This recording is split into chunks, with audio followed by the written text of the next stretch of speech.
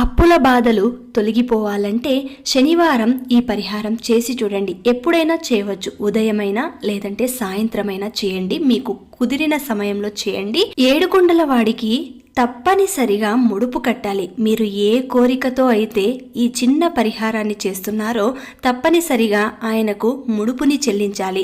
అది పసుపు వస్త్రంలోనే చెల్లించాలి. కాబట్టి పసుపు వస్త్రంలో ఎంత డబ్బులు ముడుపు కట్టాలి అని మీ మనసుకు అనిపిస్తుందో అంత మాత్రమే కట్టండి. ఆ తర్వాత ముడుపు కట్టినది స్వామివారి ముందు ఉంచి ఆయనకు ఏదైనా మీకు తోచిన నైవేద్యం పెట్టి ఒక చిన్న దీపం, అది కూడా బియ్యం పిండితో తయారు చేసిన దీపం, బియ్యం పిండిలో కొద్దిగా నెయ్యి వేసి కొద్దిగా బెల్లం వేసి దానిని దీపపు ప్రమిదంలాగా చేసి 7 వత్తులు వేసి నేతితో దీపారాధన చేయండి. ఇలాగా 7 వారాలు చేసి 7వ వారం తిరుపతికి ముడుపుతో సహా వెళ్లి మొక్కును చెల్లించుకోవాలి.